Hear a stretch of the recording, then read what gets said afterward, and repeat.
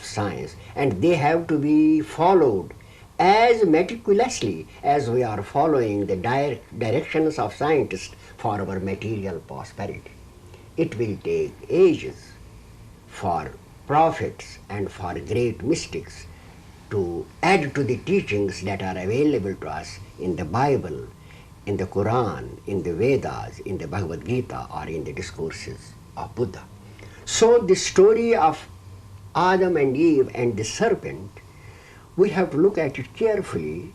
It might be bearing some meaning which in the light of scientific knowledge may not be clear to us, but when viewed from the spiritual point of view, it may hold a mystery which we have to explore. It may be an allegory to represent what I am saying, that there is a divine energy in human beings, which is also called a serpent in the Indian tradition, on account of the fact that it can be both benign and also malignant when we sin. Then it can be malignant when we sin, when our lives are sinful, when they do not follow the injunctions of revelation, then this energy can become malignant or Kali. Therefore, we have to study these passages and these explanations contained in the ancient testaments in the light of our knowledge of the spiritual world. They are allegories which we can understand only when we will know the whole scheme of evolution as presented by religion. In other words, your whole advice here is to humanity to perhaps go back into the spiritual books again. Definitely. I say, and please mark my words, I say that if all the technological discoveries disappear from Earth, the steamships, the aeroplanes, electricity, and all other very fascinating discoveries of the 19th and 20th centuries disappear from Earth, mankind will live and survive and again may reach the same height of civilization which will be superior than our present civilization. But if these fundamental teachings of religions disappear from Earth, the ethical codes and the sermons, as for instance the sermon on the world, mankind will not survive another 100 years. It is that is why I say that the modern world is blundering. It has fallen into darkness. It has lost its way. Scientific discovery and all the facilities that we are enjoying from science are but an instrument, an aid to our evolution. But if we forget to evolve, then we miss the goal for which we are here, and its consequences can be disastrous. Pandit, you are now known through your works in books and other works of your high knowledge that you attained through the awakening of the Kundalini yourself, or the very serpent power that you have been speaking about a few minutes ago. In the history of mankind, this past several thousand years, there have been many other illuminaries, such as yourself, Jesus, Moses, Muhammad, Krishna, and Buddha, who all had a full awakened Kundalini. Therefore, these people were enlightened. Now, I'm pretty sure that the Western world would like to know, if you were to walk down a street, can anybody recognize you among many people as being enlightened? Would you carry a halo around your head, or some kind of a strange light that ordinary man would recognize? I think it's important perhaps for our audience to understand this. I must make one thing clear here. I do not profess to be enlightened or illuminated or a prophet or a genius. If you search in my heart of hearts, I tell you sincerely, I feel humbler than the humblest of men. You will think it is incredible, but it is the truth. I feel that somehow,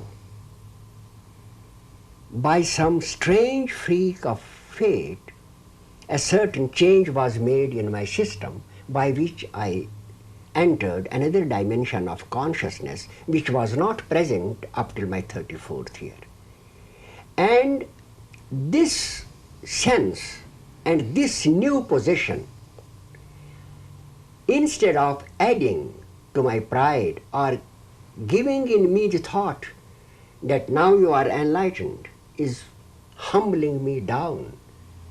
The only thing I can claim is that I am often, and especially at certain times when I write, in contact with a higher intelligence which is completely beyond me.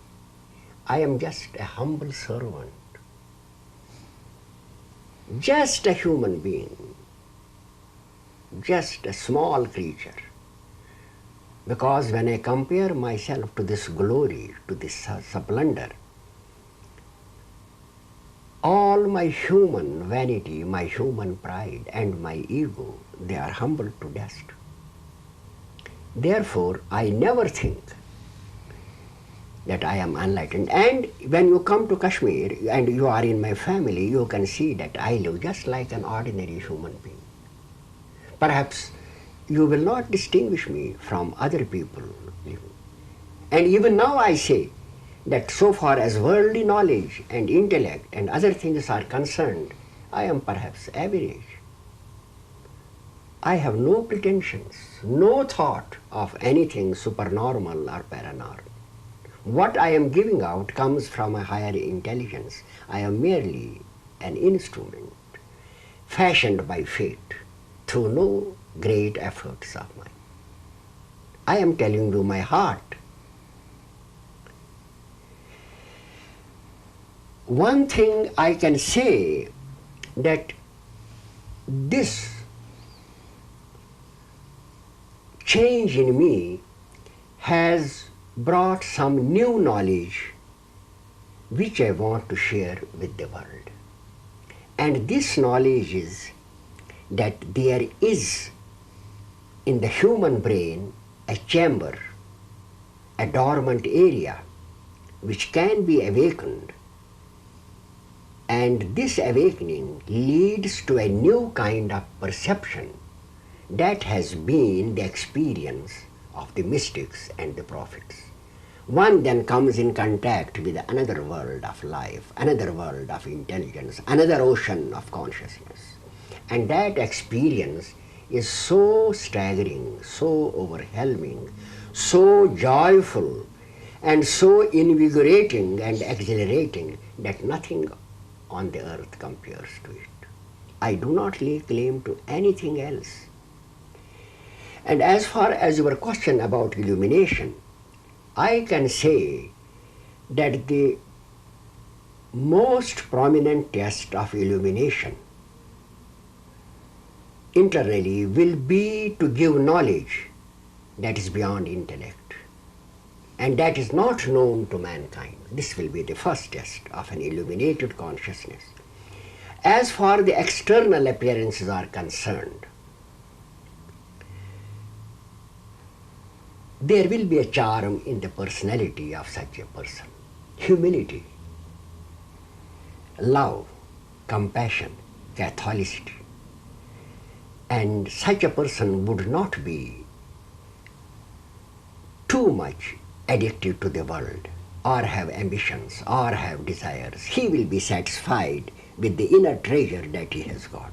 It will compensate him for all that we can give him of the earth.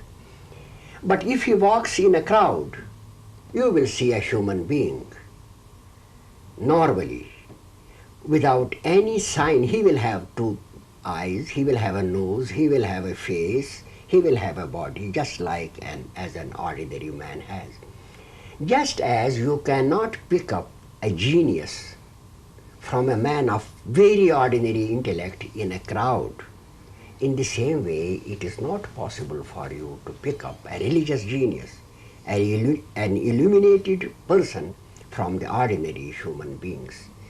Because such a thing, if it were a fact, would at once create a difference between normal human beings and an illuminated person, which would not be conducive to the progress of the race, because he will be isolated, or he will be too much homage will be given to him, and he will not have to struggle and battle as he should. But people with finer perception, or one who is illuminated himself, can pick up another when he comes across him, either face to face or maybe at some distance. It can be possible. Moreover, I am giving into the hands of science certain physiological characteristics that will distinguish an illuminated person from an ordinary human being. So in essence, what you're saying is that there is absolutely no physical resemblance to something different other than an ordinary. He will look normal in his appearance, maybe with a better charm and a more fascinating personality, a better way of talking, maybe in such things, but not in the physical makeup.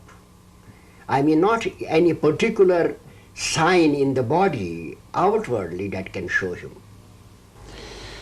Pandit, we in the West are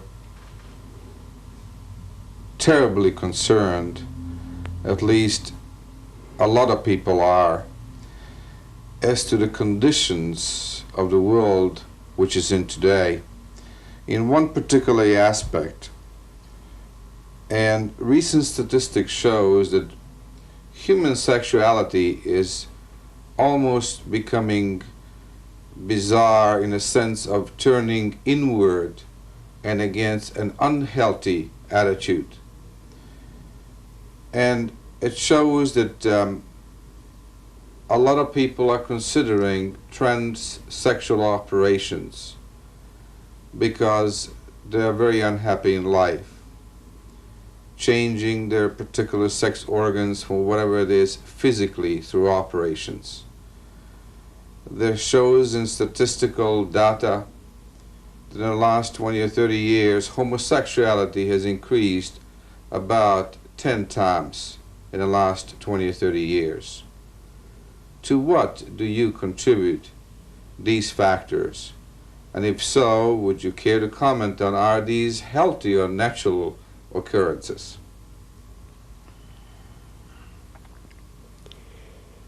I cannot say that they are healthy or natural occurrences, but let us consider this issue from the general viewpoint of evolution. We find that during the last 50 years and even more, there has been a great change in human life. In the West especially, people now have a standard of life, have such amenities and facilities that in the olden times even kings could not dream of.